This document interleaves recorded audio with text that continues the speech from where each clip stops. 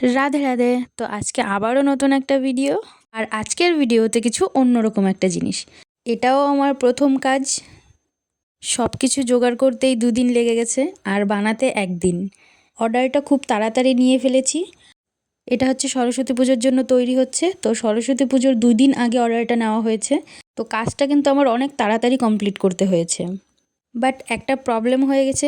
প্রবলেমটা হলো, যে অর্ডার করেছে আমি তাকে আগেই বলে দিয়েছি যে আমি এত তাড়াতাড়ি কমপ্লিট করে দিতে পারবো না। আর যদিও দিই, তবে জিনিসটা তোমার আমার কাছ থেকে নিয়ে যেতে হবে, আমি দিতে পারবো না। অনেক কথা বলার পর লাস্টে ফাইনাল হলো যে হাফ রাস্তা আমি যাব, হাফ রাস্তা ও আসবে নিতে। তার থেকে বড় কথা, কাজটা যখন আমার কমপ্লিট হয়ে যায়, আমি যখন বলি যে আমার কাজটা কমপ্লিট হয়ে গেছে, এবার আমি এটা নিয়ে যাচ্ছি, তখন বলছে যে আসতে পারবো না, কালকে আসবো, এই সেই বাহানা।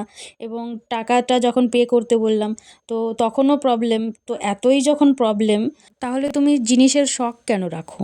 যে অর্ডারটা করেছো সে যদি ভাবো মনে মনে যে আমি কথাগুলো কেন বললাম, তো আমার কথা যে আমি কেন বলবো না, তুমি কাজটা এরকম করেছো তো আমার এটা বলতেই হবে।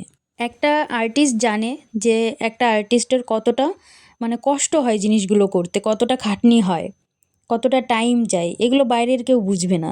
তো যারা বুঝবে না তাদেরকে বোঝায় লাভ নেই। তোমরা কোনো দিন কারো টাইমের মূল্য দিতে পারবে না।